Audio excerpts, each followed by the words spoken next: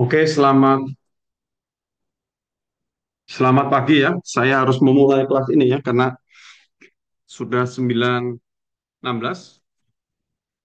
Saya akan mulai menyampaikan materi tentang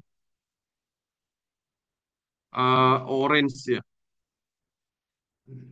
Saya sudah memberikan link untuk install Orange ya.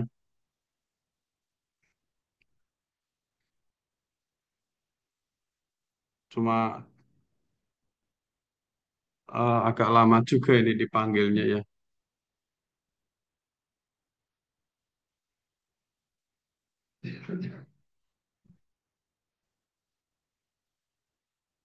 Ya, sepertinya lama ini ya. Cuma untuk memanggil Orange ini sepertinya memerlukan sebentar. Oke. Kalau tadi saya buka Orange sebelumnya.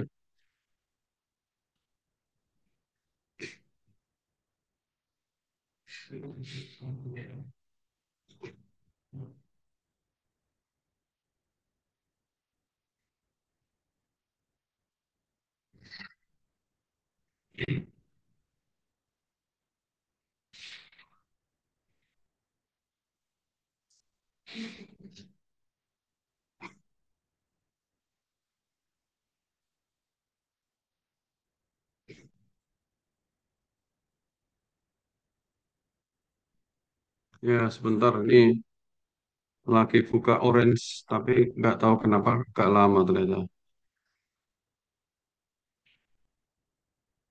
Hmm,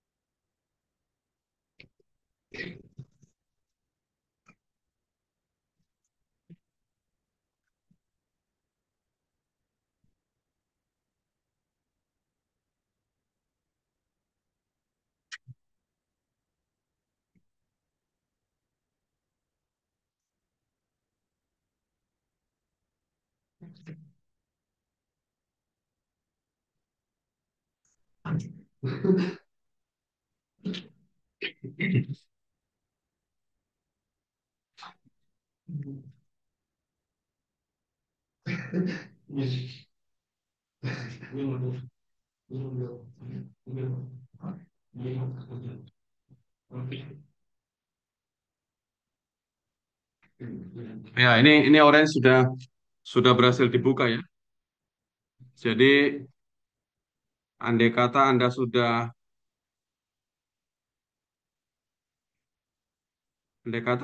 sudah menginstal dengan baik dan Anda eh, bisa membuka Orange ini dengan baik, maka kita akan mempelajari bagaimana menggunakan Orange Data Mining. Mungkin Anda pernah menggunakan ini atau mungkin belum, saya tidak tahu. Tetapi keperluan saya adalah saya merasa perlu memberitahu ini. Jadi pertama-tama kita akan memilih file new ya. File new ini untuk eh, kita mau mulai menggunakan eh, Orange ini, membuka file baru. Kemudian kita akan menaruh widget ya. Ini namanya widget ya. Contohnya widget file ini.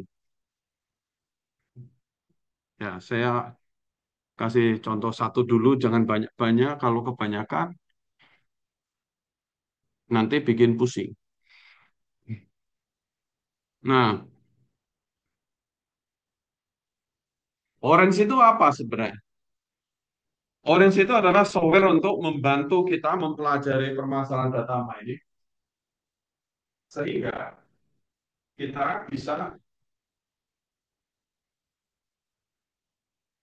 melihat serangkaian file, dataset namanya. Dari dataset itu kita bisa melakukan, bisa menggunakan tool mesin learning. Misalnya kita bisa melakukan prediksi sesuatu. Nah, apa hubungannya ini dengan metodologi penelitian? Hubungan ini dengan metodologi penelitian itu adalah untuk memberikan tools kepada Anda supaya Anda melakukan penelitian dengan menggunakan menerapkan topik tertentu. Misalnya,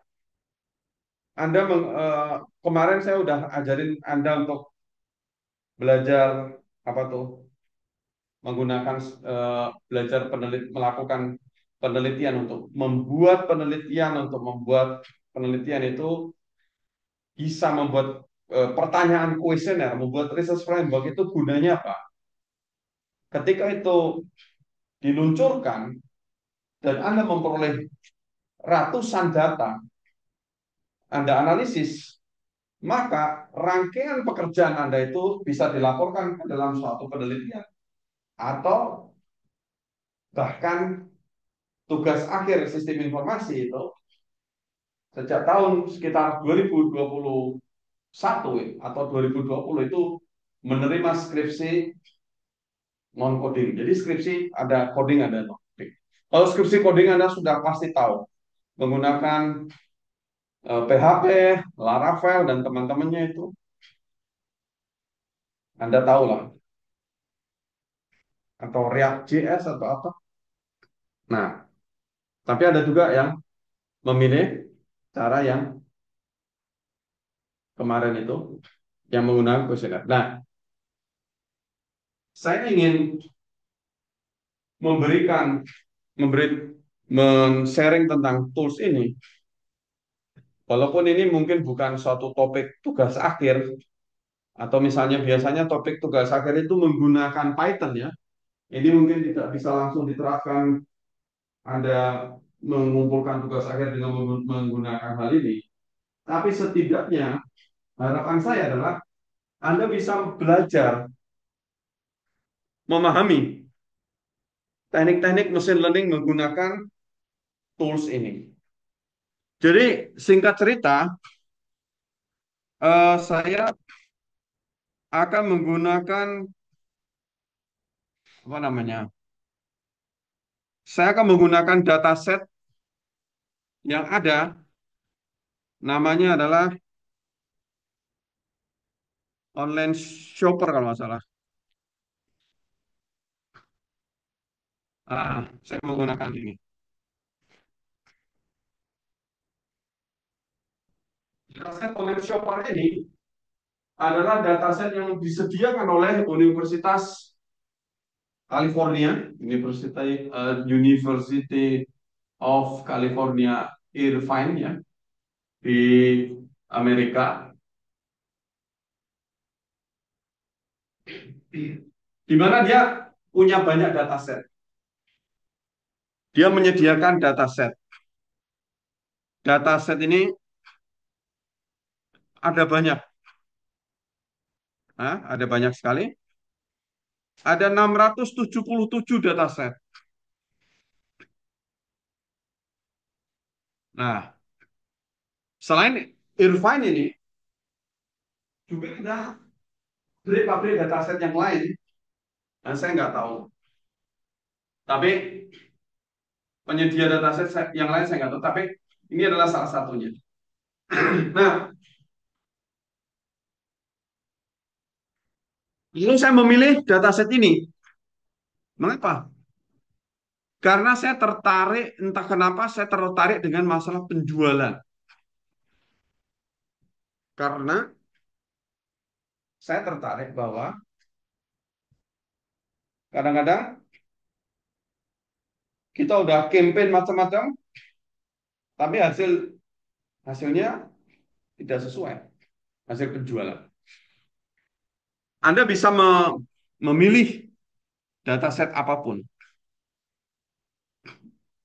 Nah, kemudian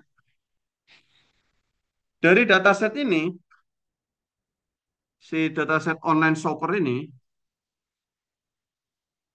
lalu saya download, klik download. Download ini. Nah, setelah klik download ini, saya akan memiliki dataset ini. Sebentar ini saya kebanyakan Excel-nya ini saya hapus dulu ini.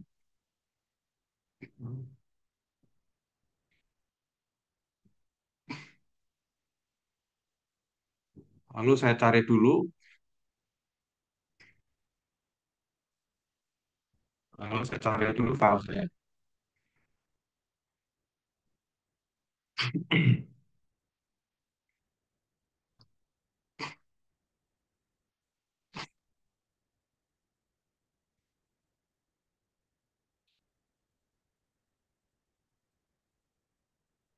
Nah, filenya ini. Inilah file Excel ini. Ya, begini doang Excel-nya, tapi dia mengandung suatu makna yang dalam. Excel ini isinya apa?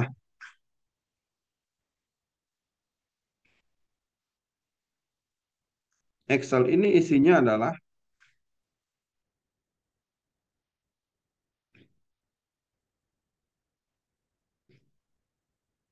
kita pelajari dulu isinya.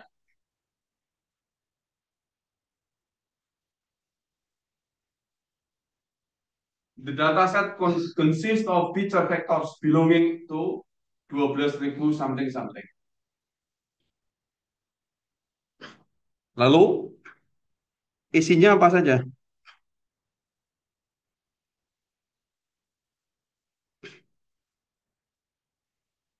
Ini adalah variabelnya atau fitur namanya.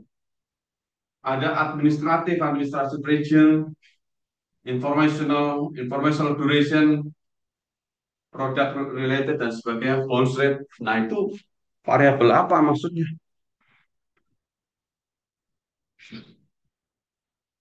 Nah, keterangan variabel ini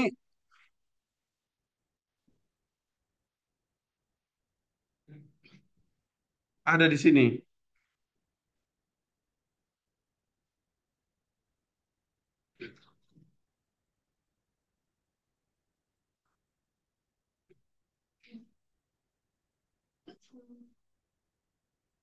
Ya, jadi dia di sini.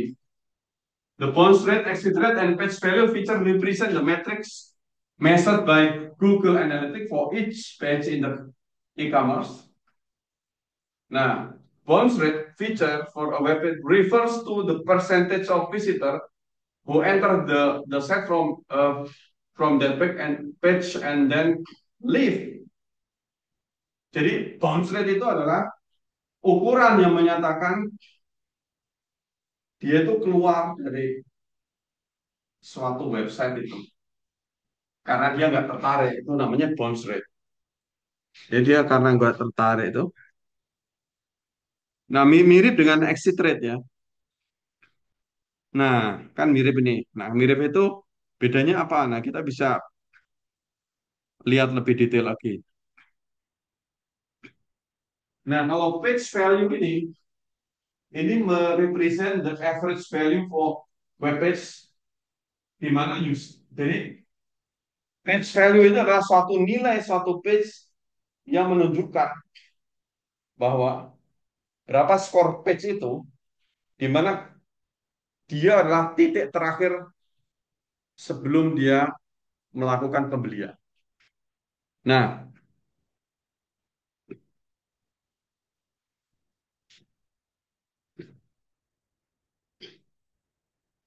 di dalam online shopper ini ada banyak banyak fiturnya, fitur satu, dua, dan seterusnya. Nah, di mana ini fitur fitur terakhir ini revenue ini adalah namanya target. Apa itu target itu apa? Di dalam mesin learning itu, target itu menyatakan bahwa kalau misalnya ini ya, dia kondisinya nilai-nilai seperti ini, maka hasil akhirnya false itu artinya dia tidak membeli barang. False artinya dia tidak melakukan pembelian barang. Nah, ini nggak semua false ya. Misalnya ini true. True itu dia artinya membeli barang. Ini dari serangkaian data-data ini hasil akhirnya ini seperti ini gitu. Jadi dari seluruh data ini, maka hasil akhirnya ini adalah true, hasilnya akhirnya itu false, hasil akhirnya itu false, dia tidak membeli, tidak membeli, membeli, tidak membeli, tidak membeli. Jadi ada yang membeli, ada yang tidak membeli gitu. Nah, jadi tugas mesin learning itu adalah melakukan prediksi. Jadi dia beli atau tidak. Dari mana dia belajar? Ini kan datanya banyak. Sebagian yang dia pakai untuk mempelajari, sebagian mempredik, sehingga akhirnya dia bisa mempredik tentang data-data ini. Jadi begini. Jadi misalnya kita punya, tadi saya misalnya pakai Ores tadi. Ini saya buka Ores kebanyakan. Harus saya close beberapa.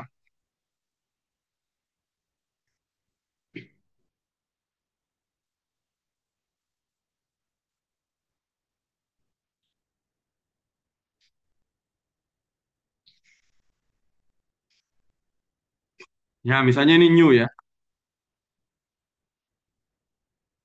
Nah, gimana saya pelajarin cara ini ya? Nah, saya pakai model belajar belajar berbasis Google. Mudah-mudahan Anda tidak bingung dengan cara ini.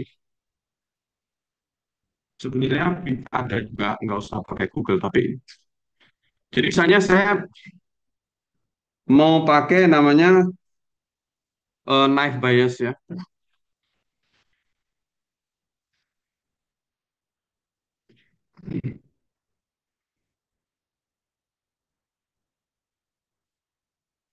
Nah, saya mau pakai knife bias. Knife bias itu apa? Saya tidak mengajarkan ini karena ini urusan pelajaran mesin learning. Saya cuma memberitahu cara menggunakan ini. Lalu Anda bisa melakukan penelitian menggunakan ini untuk mengetahui karakteristiknya itu.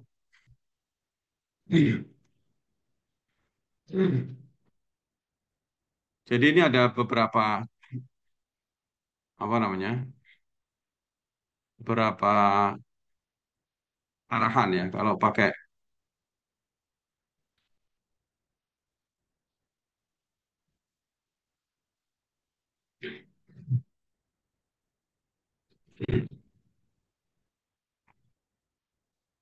Anda bisa pakai object regression atau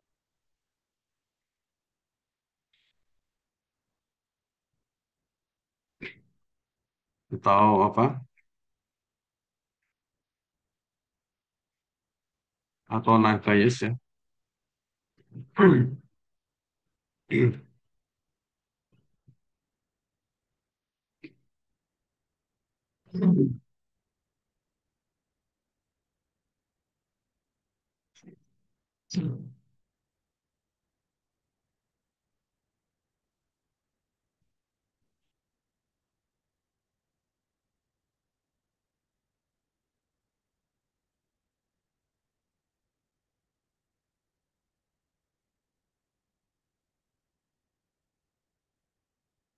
Ya, misalnya,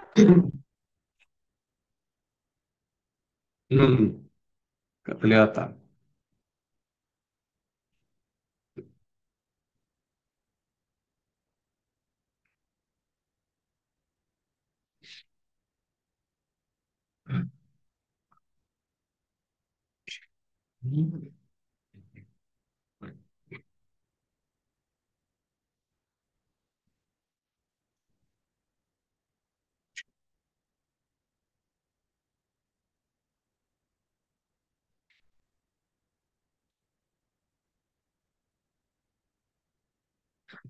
Jadi misalnya di sini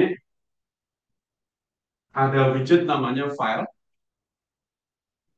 dia prediksi menggunakan net bias atau random forest, maka kita bisa mengetahui akurasi dari prediksi mesin learning itu. Saya pakai template itu ya, set pakai template itu. Jadi file, kemudian saya pakai tadi eh, night bias.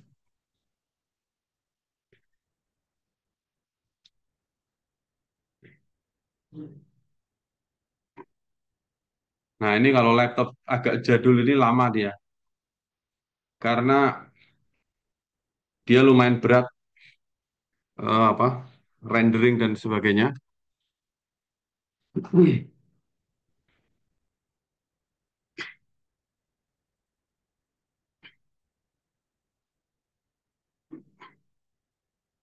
Sebentar, ini kan agak apa? Sorry, kelamaan. Nah, nah ini kan live bias ya. Kemudian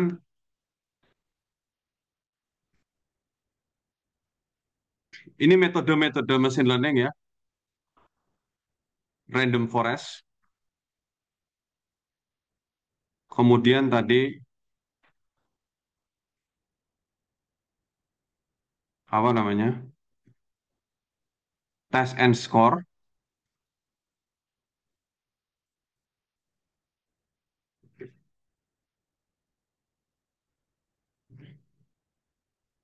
sama confusion matrix. Kalau tadi dari hasil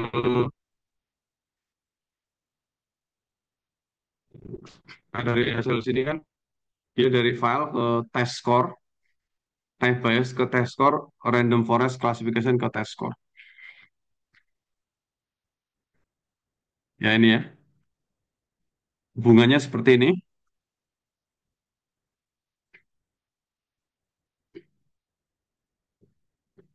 Kalau di sini nggak ada confusion matrix ya. Cuma kemarin ada juga dokumentasi yang menunjukkan ke apa ke itu tadi apa confusion matrix. Saya lupa di mana ya.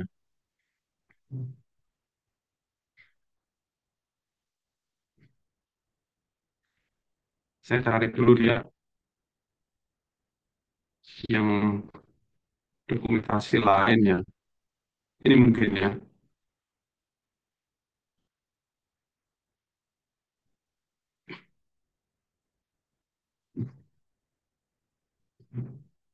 Oh, nggak ada.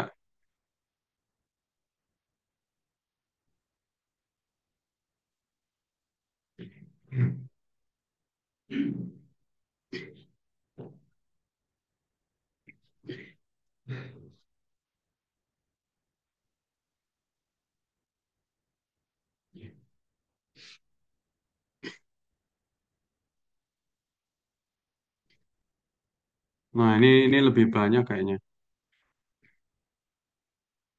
Nah,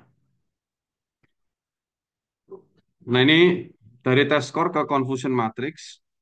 Jadi ini bisa.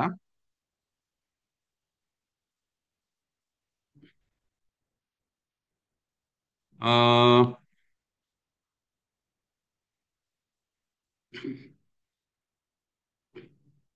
ya, jadi singkat cerita, kita bisa membuat seperti ini. Jadi ini adalah dimaksudkan untuk Anda bisa belajar ya, bahwa kita bisa melakukan prediksi menggunakan mesin learning itu, menggunakan widget ini kita bisa pelajari, gitu ya. Ini cuma tarik-tarik aja, tapi di dalamnya itu sebenarnya Python. Tapi kita tidak melihat ini kedalaman Pythonnya seperti itu. Oke, setelah ditarik-tarik seperti ini, lalu kita pilih ya, kita pilih file ini isinya apa. File ini seharusnya saya kosongkan dulu ya, karena saya sempat memeriksa ini, maka ini mungkin harus harus dihilangkan dulu ya. Mungkin di reset atau apa ya. Sebentar. Mungkin ini harusnya dihilangkan dulu. Jadi supaya tidak langsung tiba-tiba udah jadi gitu. Nah, ini karena saya sudah pernah ngerjakan, maka ini menunjuk ke file file yang saya tadi, file yang dari ini ya, file Excel ini loh. Saya manggil file Excel ini,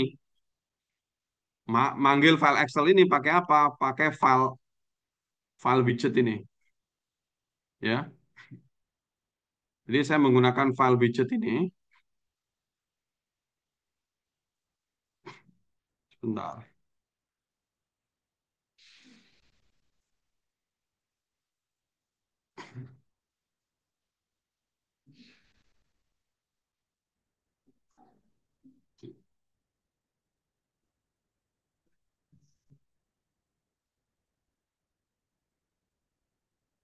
Nah ini saya ini otomatis terhubung ke widget apa ke file saya tadi karena saya udah pernah lihat ya. Jadi eh,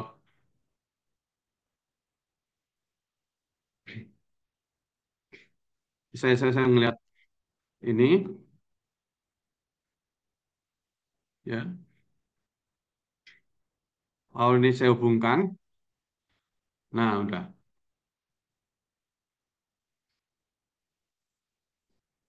Nah, lalu kita perlu sebelum sebelum keluar itu hasilnya itu kita harus mendefinisikan bahwa revenue ini target. Kalau revenue ini tidak dianggap sebagai target, misalnya seperti ini, maka dia akan ini dia nggak keluar hasil hasilnya itu nggak keluar. Tapi berhubung saya definisikan ini sebagai target, ini saya definisikan sebagai target, ya, maka ini adalah hasil prediksi AUC CA ini adalah hasil prediksi eh, akurasi dari metode Naive Bayes, Random Forest, dan teman-temannya. Nah, detailnya ada di confusion matrix ini. Confusion matrix ini bisa memperlihatkan, ini ada,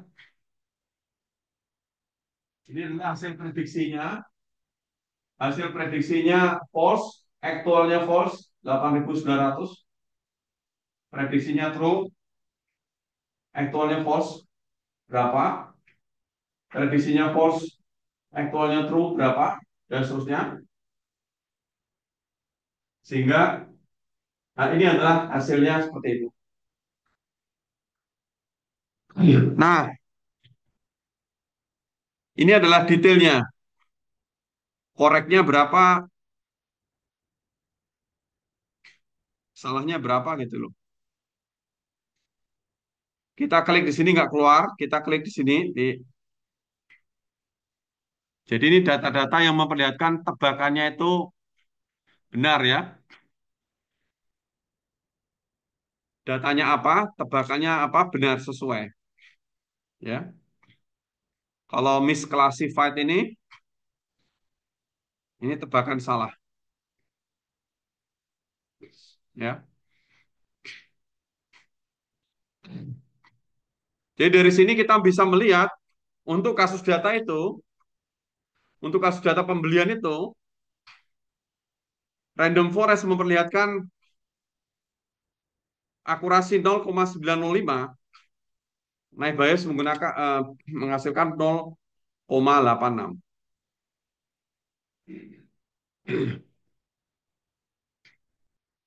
Nah, kita bisa menambah menambah prediksi yang lain ya, metode yang lain ya. Misalnya kita bisa pakai gradient boosting, SVM, KNN, tree, logistic regression, ya. Udah ini aja, jangan banyak-banyak.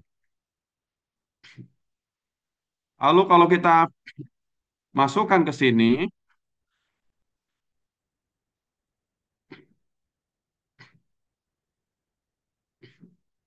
kita masukkan ke sini,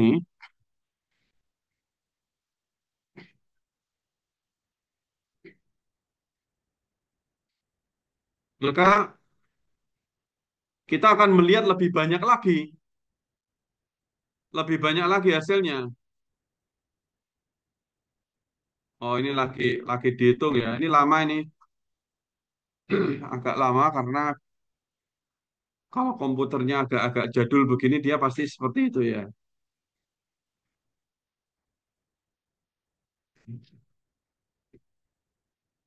Dia agak lama dia. Ya,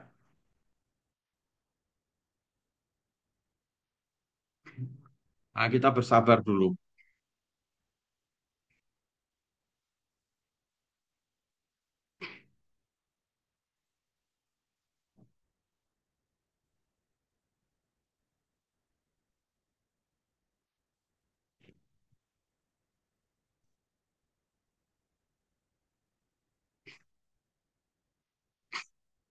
Ya, entah sampai kapan itu lama ya. Karena kelamaan mungkin saya kurangi dulu, jangan kebanyakan langsung ya. Ini saya hapus, saya hapus. Oh, kayaknya ini gradient boosting ini bikin capek dia. Nah, udah dua ini dulu ya, dia mungkin lebih cepat ya. Tebakan saya kalau SVM sama KNN pasti lebih cepat.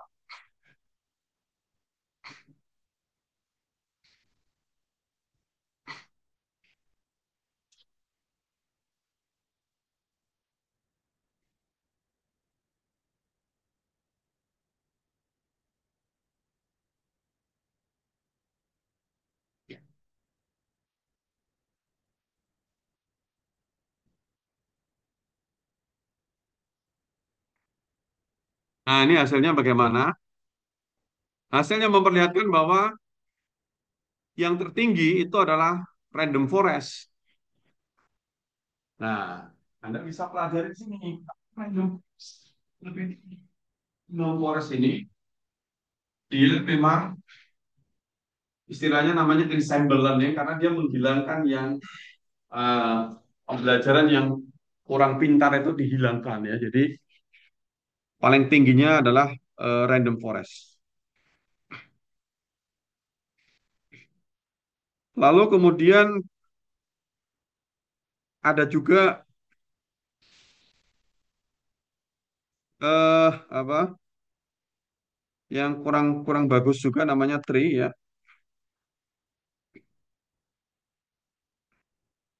Ya, namanya tree ini kurang bagus. Tapi ada yang bagus sekali, namanya adalah gradient boosting ya. Gradient boosting. Nah, udah ini biar dia hitung dulu muter-muter orang ini lama.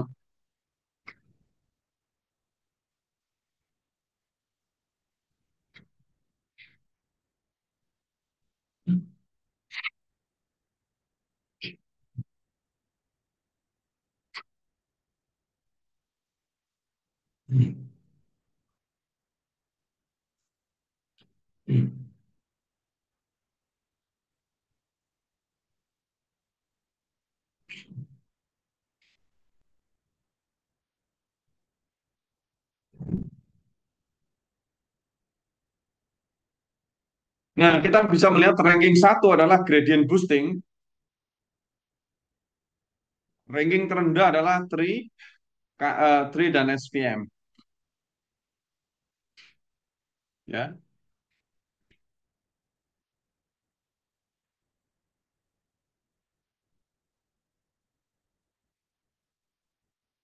Nah, kita bisa juga menggunakan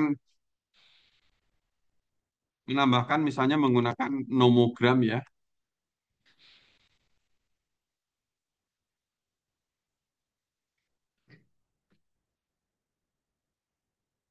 Ini bisa juga menggunakan nomogram orange.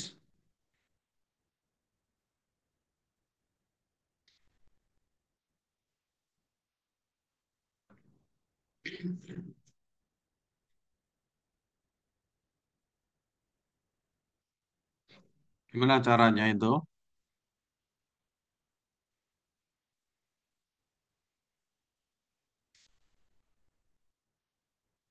Bikin nomogram itu seperti ini. Caranya adalah dia adalah untuk supaya bisa mengetahui fitur mana yang penting ya. Bukan kalau nomogram itu bukan masalah prediksi, urusannya lain ya. Urusannya lain. Jadi kita bisa melihat dari file ke data tabel ke nomogram.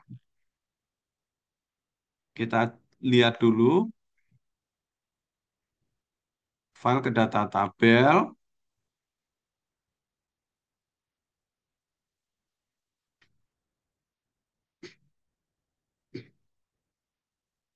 ke nomogram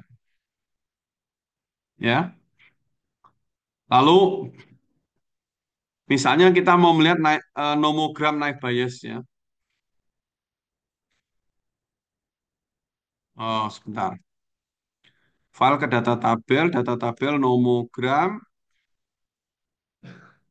Oh ya, ini ke sini nih. Ini ke sini nih, harus ke sini nih. Ini harus ke sini.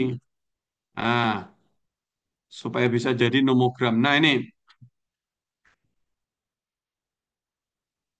ini adalah suatu dari sini kita bisa menghasilkan suatu hasil penelitian bahwa dari fitur-fitur tadi yang paling pengaruh itu adalah page value. Page value itu apa sih? Page value itu adalah suatu nilai yang menunjukkan bahwa suatu page tertentu itu adalah suatu page terakhir sebelum pembelian. Jadi kalau Anda membeli, itu kan Anda menjelajah macam-macam ya. Anda klik ini, klik itu, klik itu, klik ini, klik itu, dan sebagainya. Tapi ada suatu page yang adalah gerbang terakhir sebelum Anda melakukan pembelian. Nah, ternyata page value di sini itu yang tertinggi. Dan yang faktor yang mempengaruhi kedua itulah month ini. Berarti faktor lain yang mempengaruhi pembelian itu adalah bulan. Jadi kalau bulan-bulan gajian atau bulan-bulan THR, bulan-bulan akhir tahun orang spendingnya besar dan sebagainya. Nah, itu bisa juga kita belajar ini meskipun kita nanti akhirnya juga di dalamnya ini sudah pakai Python juga. Kalau misalnya sih kita nggak pakai ini ya, ini kan cuma klik-klik aja. Jangan pakai ini, misalnya kita harus pakai Python saya. Saya pernah coba juga pakai Python ini, cuma saya nggak sharing codingnya karena saya tidak lagi ngajarin coding Python. Pakai Python Python ini juga sama juga, sama juga. Codingnya juga dia ngelihat dari library apa, codingnya pendek juga akhirnya. Dan tujuannya juga sama. Tujuannya random forest, tujuannya KNN dan sebagainya. Hasilnya juga sama. Mengapa saya introduce tools ini? Karena dengan tools ini Anda bisa pelajari hasil-hasil gradient boosting, training, dan sebagainya. Seluruh mesin learning itu Anda sebenarnya tahu hasilnya gimana. Walaupun Anda harus pelajari gradient boosting itu kelakuannya apa, KNN itu apa, random forest, dan itu apa, gitu ya. Nah,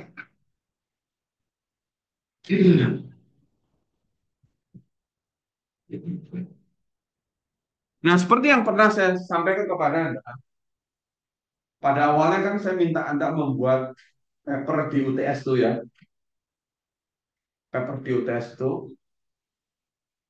Tapi memang saya mohon maaf tidak lanjutkan ya, bukan karena saya meremehkan atau apa, bukan. Karena setelah saya lihat-lihat satu-satu, kalau menggunakan metodologi yang Anda pernah pelajari, itu kan umumnya sistem literatur review dan Anda pasti sudah bisa juga. Kalau Anda sudah bisa bikin bikin paper dengan menggunakan sistem literatur review, lalu saya suruh dengan gaya itu juga, berarti kan Anda nggak belajar apa-apa. Anda nggak belajar apa-apa. Misalnya kemarin saya sudah suruh Anda sudah tahu cara literatur review. Terus saya bikin paper seperti cara Anda membuat paper itu, berarti Anda tidak ada tambahan ilmu, artinya nggak usah ngambil mata kuliah ini, Anda juga udah bisa bikin paper sendiri. Ya, jadi saya tidak melanjutkan itu karena itu, bukan karena saya meragukan atau apa. Jadi saya udah percaya Anda bisa, itu pasti bagus. Tapi setelah saya pikir-pikir, ini kan berarti Anda sudah Anda tidak ada tambahan membuat paper berdasarkan apa. Nah, dengan saya membekali beberapa tambahan tools ini, saya harapkan Anda bisa melakukan membuat paper yang di mana paper itu Anda menggunakan tools tertentu di mana nanti untuk begitu banyak urusan masalah lain Anda bisa membuat paper itu dengan menggunakan tools-tools yang ada itu dan menggunakan metodologi yang ada. Nah, contohnya saya ingin memberikan contoh paper yang pernah saya perlihatkan kepada Anda yang terkait dengan ini, yaitu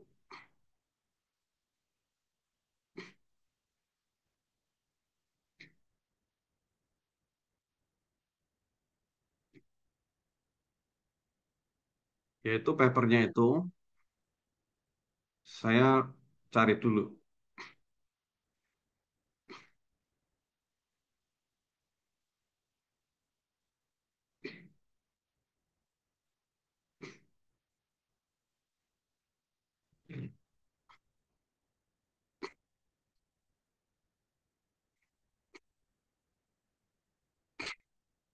adalah paper saya yang saya tulis dari orange-orange tadi. Ini adalah paper saya yang saya buat dari situ. Di sini ada cerita, ini ada cerita tentang nomogram yang saya tadi tunjukkan itu.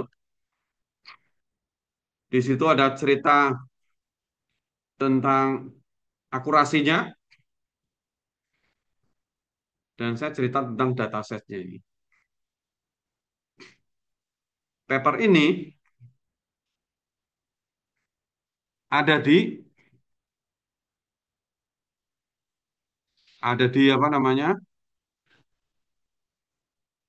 Apa namanya istilahnya? IEEE Explorer.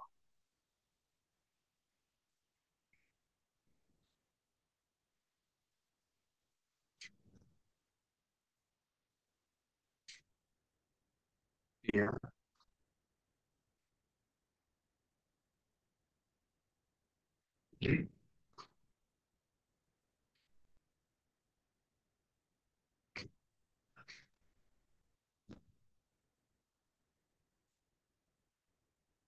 Ya itu ya.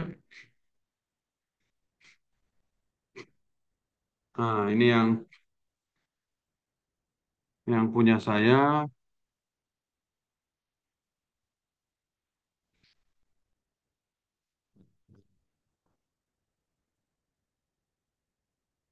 Hmm,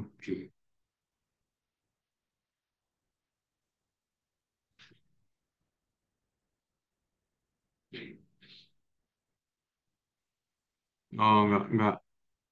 Eh,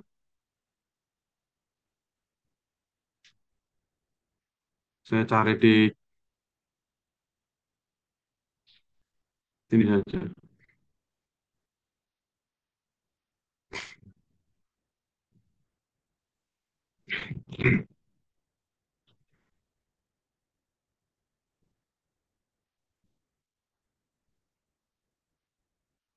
Eh, apa namanya? Isitia.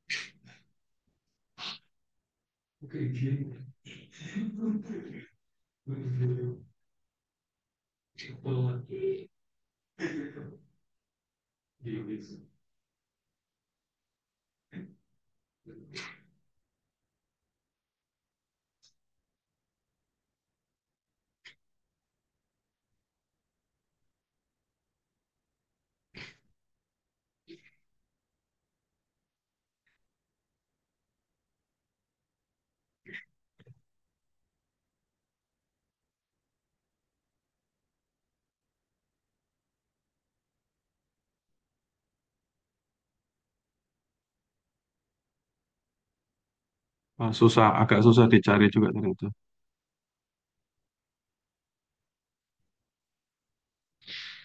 Ini ya. Nah ini. Nah ini adalah paper yang saya buat dari urusan apa Orange tadi itu ya. Nah, Jadi maksudnya adalah saya memberikan alternatif saja,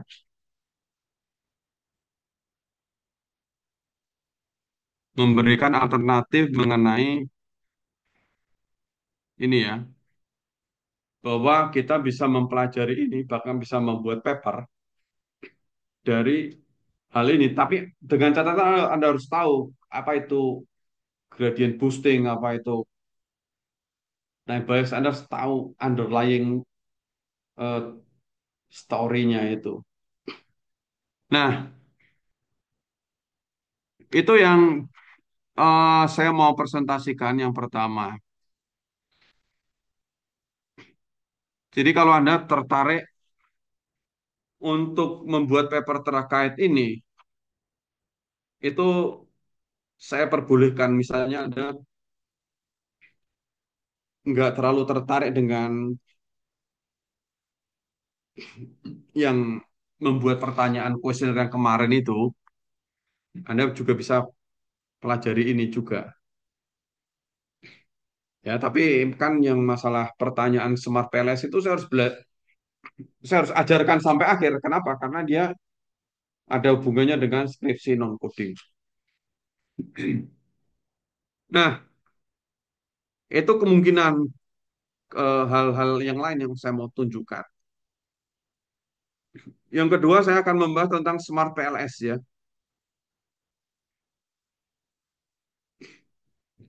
Jadi urusan Smart PLS kemarin itu lanjutannya itu bagaimana?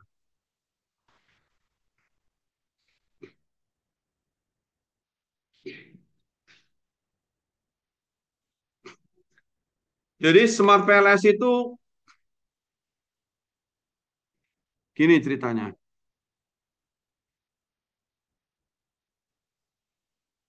Anda harus melakukan, Anda harus melakukan yang namanya setelah membuat apa namanya? Membuat pertanyaan di Google Form itu, maka Anda menyuruh orang-orang di seluruh dunia, ya bukan di seluruh dunia, karena kan paper Anda itu apa? Kan pembahasan kemarin itu tentang ChatGPT continuation usage intention itu, maka itu audiensnya mahasiswa, nggak bisa Anda minta tolong teman-teman orang tua Anda yang udah bekerja, dia nggak pakai ChatGPT misalnya, dia cuma berdagang apalah, misalnya melakukan perdagangan mobil atau apa, tapi kalau dia tidak sedang kuliah nggak cocok maksud saya. Nah, ini adalah contoh hasil hasil kuesioner menggunakan Smart PS. Ini, ya kan? Lalu dari hasil ini, kemudian saya akan lakukan apa?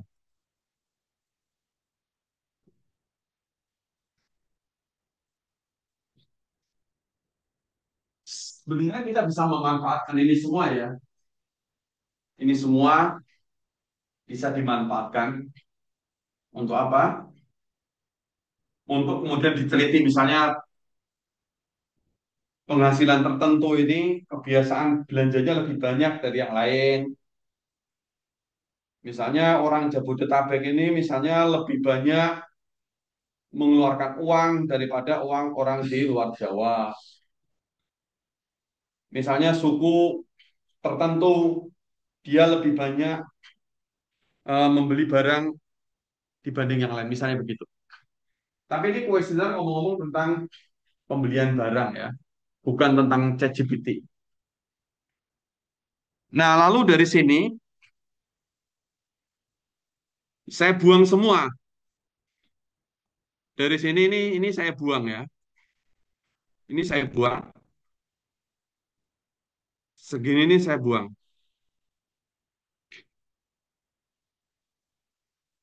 Kemudian ada pertanyaan begini. Oh, sorry sorry. Ini pertanyaannya bukan yang ini ini kok tentang chatbot ya. Oh, benar benar benar ya. Pertanyaannya gini nih.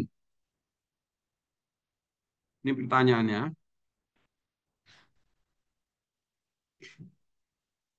Pertanyaannya ini bunyi pertanyaannya ini ya.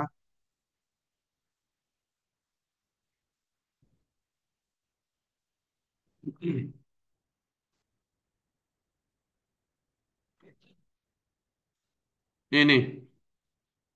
Saya merasa interaksi saya dengan chatbot AI atau sistem rekomendasi jelas dan mudah dimengerti.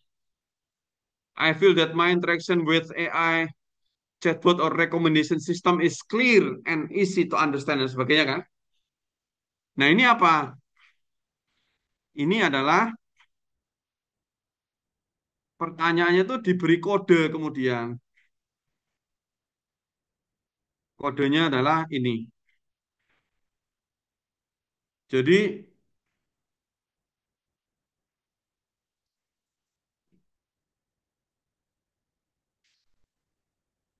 jadi hasil pertanyaan tadi itu saya lebih suka menggunakan ini daripada ini atau penggunaan chatbot menyebabkan saya ingin melakukan pembelian. Ini kan tentang pembelian. Ini diberi kode. PEOU itu namanya perceived ease of use. PO itu perceived usefulness. PE ini adalah perceived enjoyment. Ini adalah konstruk yang saya gunakan. IQ ini adalah information quality. Atau itu adalah attitude toward AI.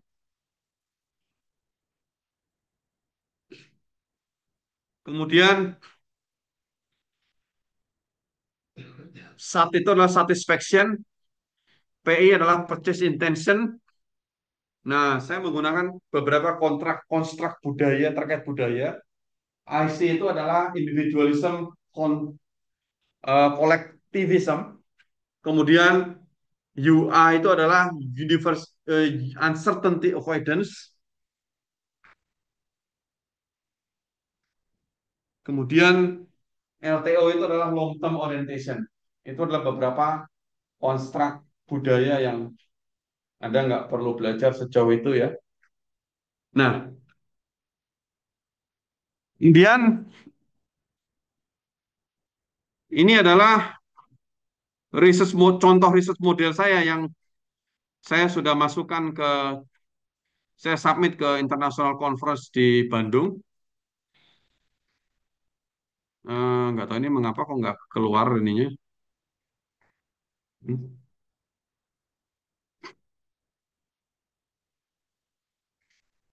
Mungkin ini saya uh, print PDF aja biar dia keluar dengan gampang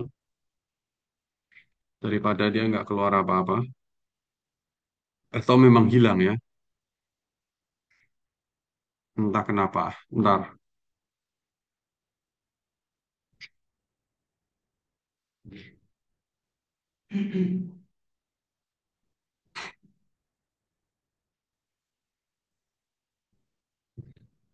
karena tampilan tadi penting.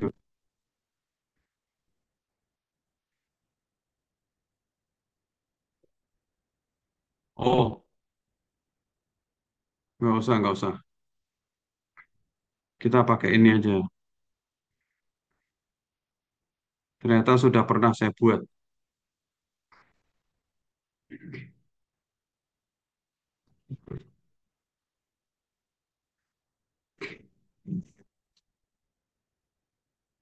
Nah ini adalah konstruk yang saya gunakan ya.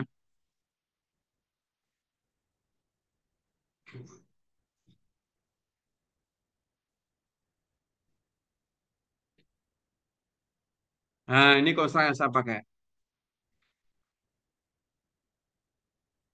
Jadi pakainya gimana? Di Smart PLS itu, saya pakai tampilan ini nih. Ini saya buang aja, saya hilangkan. Ini saya hilangkan.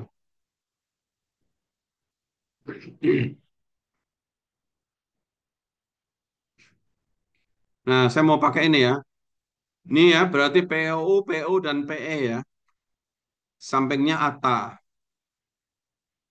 Berarti caranya adalah POU, saya taruh sini.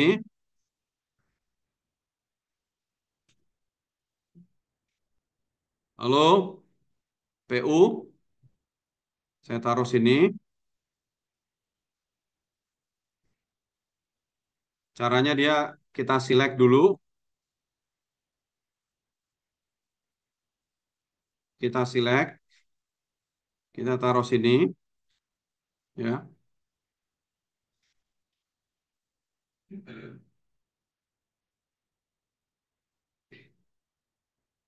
Oh, ini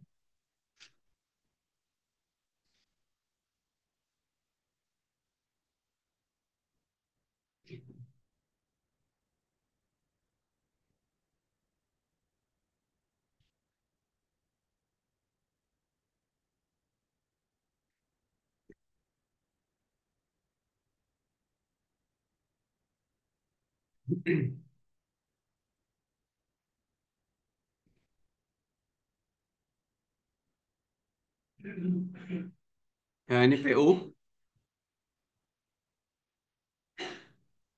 Kemudian ini adalah PE.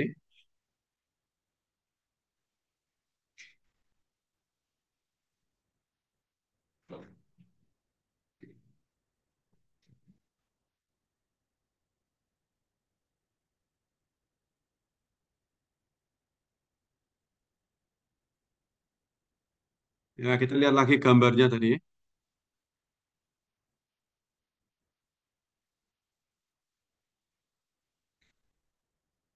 Kemudian ada ATA. ATA itu adalah attitude toward AI.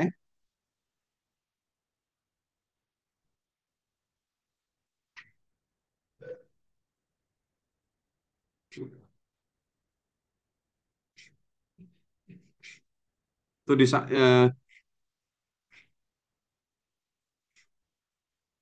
ini ya, ATA. Kemudian IQ, SAT, sama PE ya. Kita pakai information quality.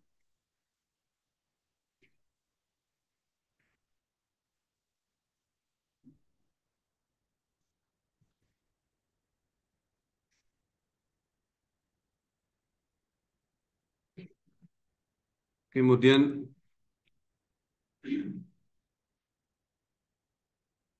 ini nih supaya lebih enak dilihat ya.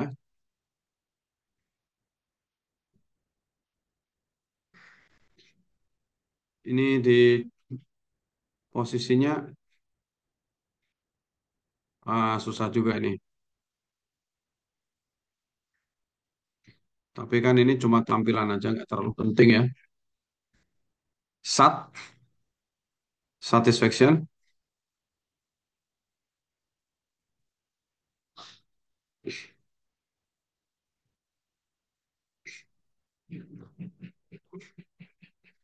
Kemudian purchase intention.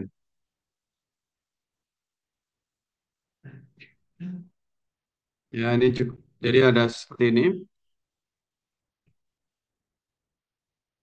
Lalu kita connect kan, connect ya.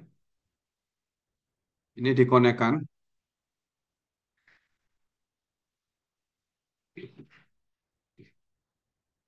Saya mengkonekkan eh, mengikuti research model yang saya punya tadi.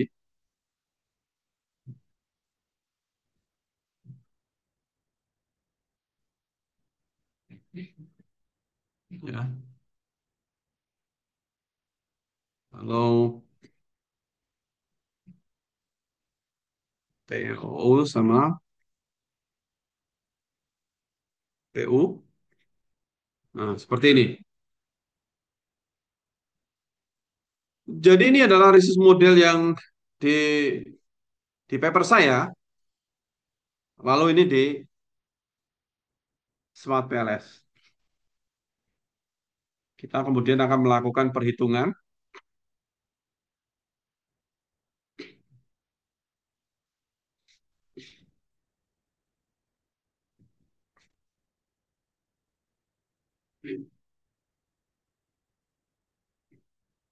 Ini adalah hasilnya.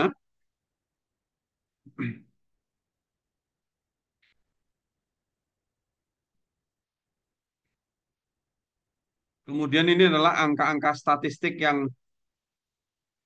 bisa diambil ya.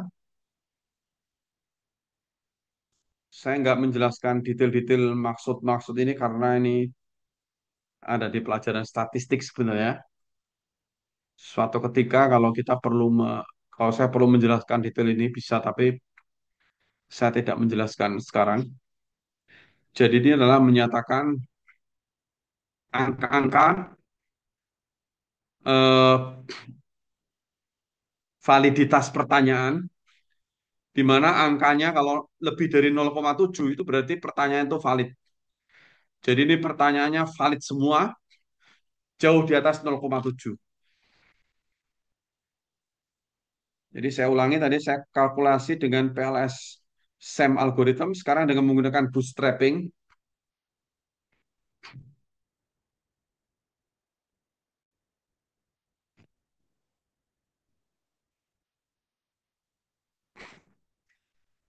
Ini halamannya.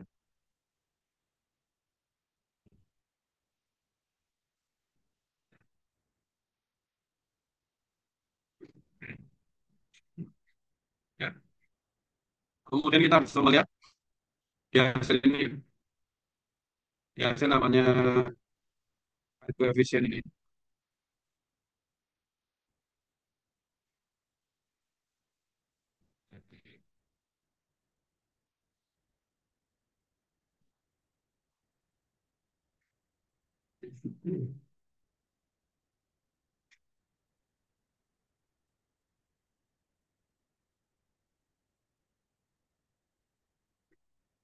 Dari hasil di sini,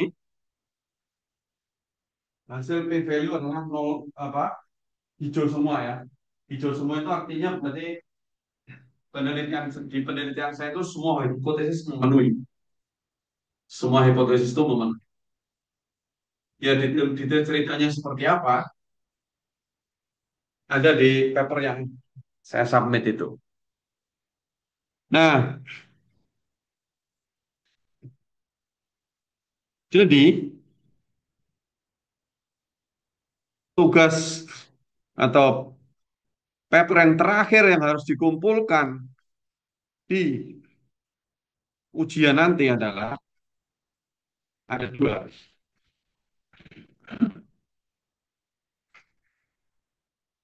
bukan ada dua, ada satu sih. Ada satu, yaitu yang pertama adalah Anda membuat paper seperti ini, paper seperti ini dengan basisnya itu adalah pertanyaan-pertanyaan tadi itu. Pertanyaan-pertanyaan tadi itu disuruh orang isi, ini ada research framework-nya, terus hasilnya dianalisis kalau sudah ada yang mengisi. Nah ini, paper ini yang mengisi adalah 731 yang mengisi. Ada 731. Kalau yang tentang ChatGPT itu eh, yang mengisi adalah 531. Nah, tugas Anda berikutnya itu adalah menyebarkan kuesioner, ya. Tapi setelah saya pikir-pikir dengan seksama, Anda menyebarkan kuesioner ini kayaknya nggak usah. Nanti aja kalau Anda skripsi. Tapi Anda tetap harus bikin paper. Paper papernya sampai mana?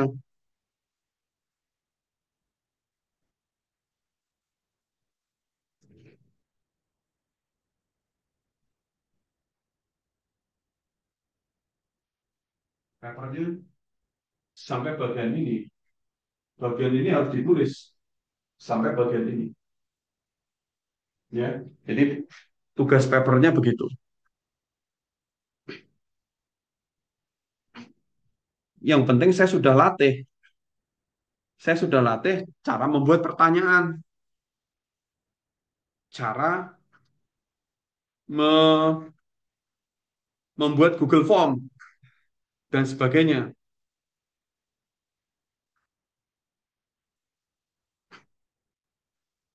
Walaupun sebenarnya lebih bagus kalau Anda menyebarkan kuesioner itu, tapi saya pikir Anda kan belum skripsi ya, jadi bisa didiskon lah soal itu. Kemungkinan lain, variasi kemungkinan lain adalah paper yang terkait mesin learning tadi. Jadi paper yang Anda bisa membuat alternatif paper itu, misalnya yang menggunakan mesin learning dan menggunakan Orange tadi, atau Anda membuat paper yang saya minta, seperti kemarin beberapa hari kemarin itu, sampai Anda membuat Google Form. Kenapa saya tidak meminta Anda menyebarkan kuesioner? Karena menyebarkan kuesioner itu tidak gampang. Saya sendiri kalau mengandalkan kenalan-kenalan saya, paling saya dapat 200 saja udah terlalu bagus ya. Bisa-bisa Anda cuma dapat 50 atau 25. Kalau Anda dapatnya cuma 50 atau 25 itu tidak bisa tidak bisa dianalisis ya, tidak bisa. Daripada nanti saya ikut pusing karena eh, apa responden saya Anda sedikit, maka tugas mata kuliah ini tidak sampai ke bagian hasil analisis itu. Nanti kalau Anda tertarik tentang ini, Anda udah cukup jauh sebenarnya. Kalau Anda tertarik untuk skripsi yang menggunakan penyebaran kuesioner ini, sebenarnya yang Anda pelajari sudah cukup jauh.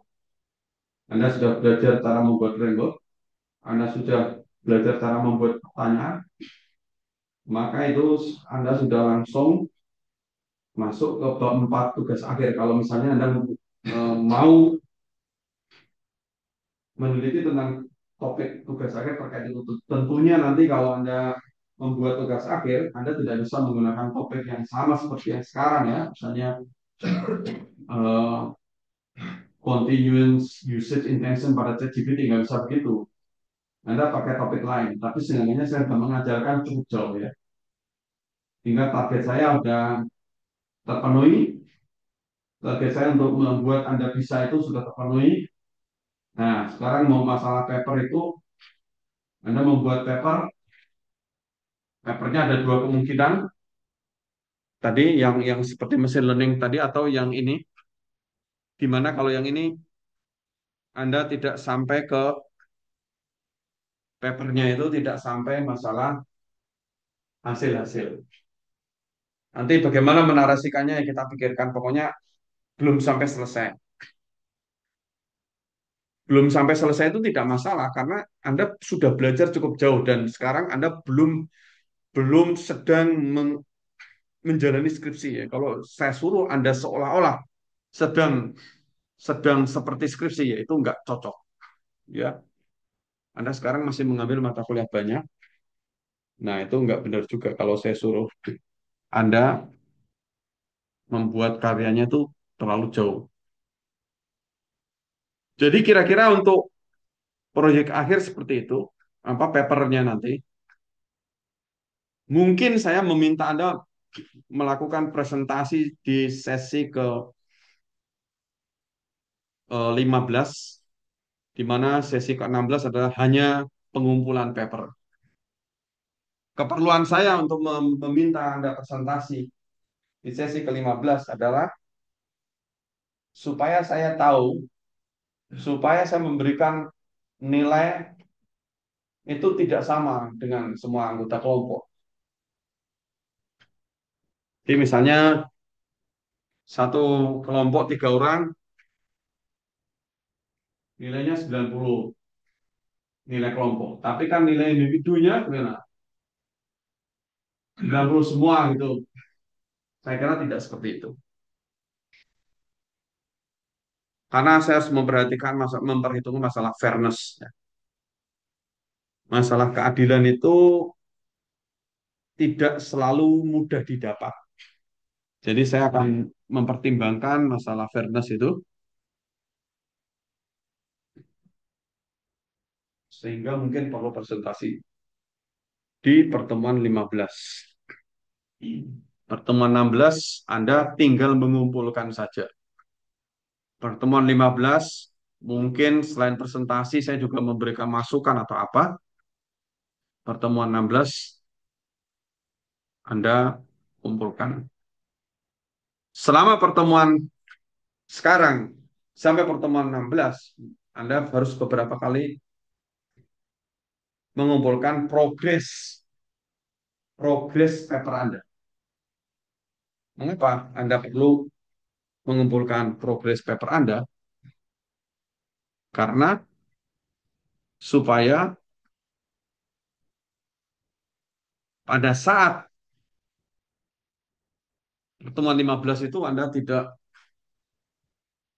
membuat dari nol, ya. Seperti Anda membuat proyek besar dalam semalam atau candi atau apalah. Saya kira itu lebih baik udah mulai dibuat. Sehingga kalau misalnya kalau perlu pertemuan 15 itu Anda sudah jadi semua, itu akan lebih bagus. Sehingga pertemuan ke-16 Anda tidak terlalu mungkin pertemuan 16 diisi dengan hal yang lain atau apa. Oh, sorry. Presentasinya ya, nah, kemungkinan tetap apa, pertemuan 15 atau paling cepat pertemuan 14 nanti dilihat. Paling cepat bisa pertemuan 14, bisa pertemuan 14. Oke, jadi tugas untuk eh, 2 minggu lagi ya. Sebenarnya kan kalau setiap kalau mata kuliah memberi tugas itu saya kan normal ya.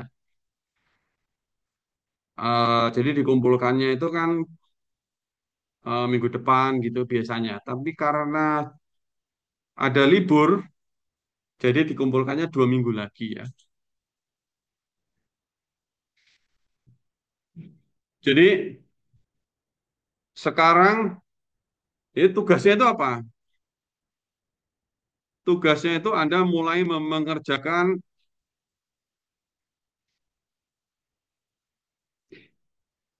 eh, Anda mulai mengerjakan yang namanya eh,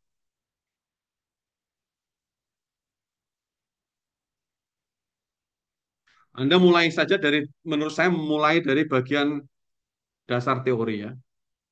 Apakah Anda mau membuat paper terkait ini atau terkait satu lagi itu semuanya ada dasar teori. Jadi PR Anda membuat dasar teori. Bagian dari paper ini adalah dasar teori. Nah ini kan dasar teorinya kan banyak tuh. Ya Anda buat sebisanya Anda mau bikin berapa gitu. Serah ya.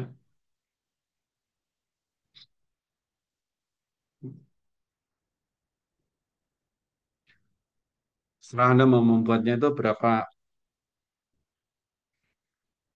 sampai mana gitu. Misalnya belum jadi ya nggak apa-apa. Anda perlu membuat dasar teori dulu tapi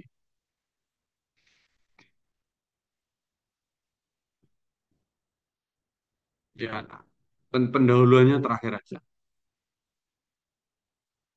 ya. Jadi tugas minggu depan adalah 2 minggu lagi adalah mengumpulkan dasar teori makalah. Saya kira itu saja. Apakah ada pertanyaan atau apa ya? Ya, kalau tidak ada pertanyaan,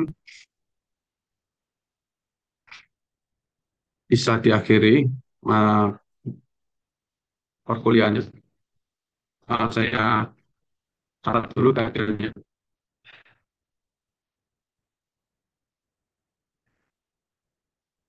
Saya kira bisa di apa namanya? Saya end meeting dulu di Zoom-nya ya. Tapi ya, Alvin izin ya.